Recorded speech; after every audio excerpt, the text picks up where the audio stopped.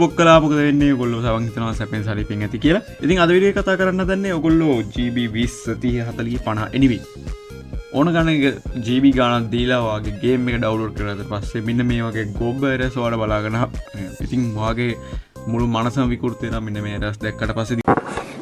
What? Bro, what are you talking about, man? ඕගොල්ලෝ හිතන්නේ අතර මෙන්න මේක ගේම් ෆයිල් එකේ අවුලක් එහෙම නැත්නම් ඔයා ඩවුන්ලෝඩ් කරපු ගේම් ඩවුන්ලෝඩ් කරපු සයිට් එකේ අවුලක් මොකක් හරි ප්‍රශ්නයක් වෙන තමයි මෙන්න මේ එරර්ස් එන්නේ කියලා. ඉතින් ඇත්තටම මෙන්න මේ ඔයා දකින එරර්ස් එන්නේ ඔයාගේ setup ෆයිල් එකේවත් එහෙම නැත්නම් ඔයා ඩවුන්ලෝඩ් කරපු වෙබ්සයිට් එකේවත් ප්‍රශ්නයක් නිසා නෙමෙයි. මෙන්න මේකට හේතුව ගොඩක් ඔයාගේ ඩ්‍රයිවර්ස් ප්‍රශ්න. ඉතින් ගොඩක් මේකට ඩ්‍රයිවර්ස් කියලා මම අදහස් කළේ DLL errors සහ DLL files සහ එතකොට තව ඔයගොල්ලෝගේ PC එකේ තියෙන DirectX නිසා. ඉතින් අද වීඩියෝ කතා කරනවා මෙන්න මේ DirectX සහ DLL ප්‍රශ්න 80%ක් හෝ 90ක් විසඳගන්න කොහොමද කියලා. ඉතින් මෙන්න මේ ක්‍රමයෙන් අද මම කියලා දෙන ක්‍රමය හරහා ගොඩක්ම DLL සහ DirectX ප්‍රශ්න විසඳෙයි කියලා මම විශ්වාස කරනවා. ඉතින් මම මේ අද කියලා දෙන AC steps follow කරන්න.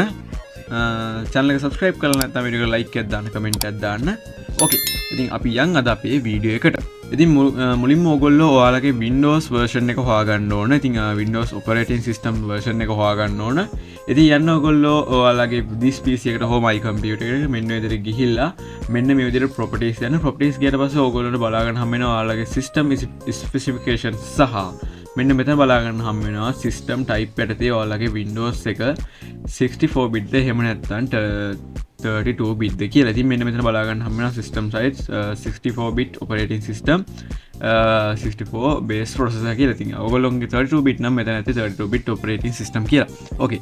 ඉතින් ඒක මෙන්න මේ විදිහට බලා ගන්න හම් වෙයි. ඊට පස්සේ ඔයගොල්ලෝ යන්න ඕන ඔයාලගේ internet channel browser එකකට. ඉතින් internet channel browser එකට යන්න කලින් ඔයගොල්ලෝ අනිවාර්යයෙන් මේකට connection සම්බන්ධ කරගන්න ඕන. connection සම්බන්ධ කරගෙන ඔයගොල්ලෝ ගිහිල්ලා search bar එකේ search කරන්න ඕන all in one කියලා. ඔන්න විදිහට search කරගෙන මෙන්න මේ විදිහට එකපාරක් enter එකක් දෙන්න. enter එකක් දුන්නාට පස්සේ මෙන්න මේ විදිහට ඇත්තටම all in one කියලා ඔයගොල්ලෝ search කරගන්න all in one 64 bit කියලා. ඒකත් මට පොඩ්ඩක් වැරදුනා. සමා වෙන්න ඕන. Sorry. All in one run times download 64 bit කියලා ඔන්න විදිහට search කරා. ඉතින් මෙන්න මේ විදිහට result ගාලා බලාගෙන හම්බ වෙනවා. ඉතින් මෙන්න මේ විදිහට ඔයගොල්ලෝ බලාගන්න පුළුවන්. මෙන්න මෙතන www.allinone.runtimes.org කියන site එකට තමයි ඔයගොල්ලෝ යන්න ඕන. මුදින් මතක තබා ගන්න යුතුයි. හරිද? මෙන්න මේකට තමයි යන්න ඕන. මුදින් මතක තබා ගන්න යුතුයි.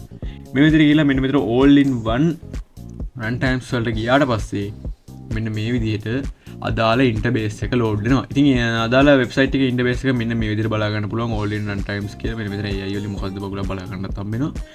Okay. ඉතින් all in one runtimes වල මෙන්න මෙතන ඊට පස්සේ මෙන්න මේක ක්ලික් කරන්න. ඊට පස්සේ පොඩි වෙලාවක් ඇතුළත මේක ඩවුන්ලෝඩ් වෙන්න ගන්නවා. මෙන්න මේක ක්ලෝස් කරලා අයින් කරගන්න. හරිද? එතන පොඩි ඇඩ් එකක් ගියේ.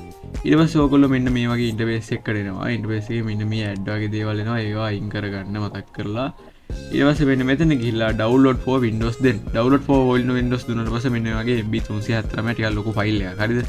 මේක අනිවාර්යෙන් දාගන්න උඹලගේ PC එකට. එතකොට මේ red එකේ තියෙන එක error එකක්වත් ඔයාලගේ PC එකට එන්නේ නැහැ. බය වෙන්න එපා. මම මේක 80ක් විතර සැටිස් කරලා කියන්නේ. මොකද මටත් මේ errors එන්නේ නැහැ. ඕකේ. ඉතින් මම දැන් මේක download කරන්න යන්නේ නැහැ. මොකද data අපරාධය එච්චර data ප්‍රමාණයක් නැහැ. ඔයගොල්ලෝ දන්නේ නැති මේ කාලේ අතනම dialog ඒ කම්පැනි අපිට හොඳ මේකෙන් දාලා අරින්න බා.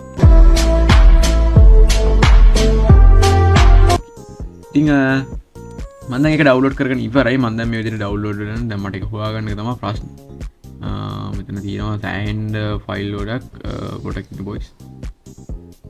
මේක ඩවුන්ලෝඩ් කරගත්තා මීට කලින්. හරිද? මේ තමයි all in one runtimes එක මෙන්න මේ විදිහට ඔයගොල්ලෝගේ download folder එකට ගිහලා මෙන්න මේ විදිහට run කරගන්න. ඉතින් මේක npax den මොකක්ද ඔන්නෝම install එක කියලා ඔන්න විදිහට install වෙනවා.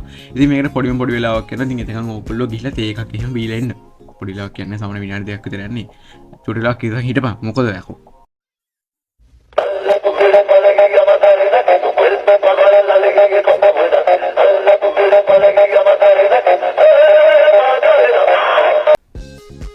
ඉතින් මෙන්න මේක ඔය විදිහට රන් කරගන්න මෙන්න මෙතන මේකට yes දෙන්න. ඉතින් ඔය මැසේජ් එක ඔයගොල්ලෝ පේන්නේ නැති වෙයි. ඒන මැසේජ් එකට yes දෙන්න. දීලා ඔයගොල්ලෝට කරන්න තියෙන්නේ මෙන්න මේ විදිහට ඔතන තියෙනවා ඔයාලට අදාළ දේවල් වල ටික් දාන්න. අදාළ දේවල් වල ටික් එක අයින් කරගන්න. ඉතින් මෙතෙන් මම ඔයගොල්ලන්ට රිකමන්ඩ් කරනවා මෙන්න මෙතන මෙන්න මේ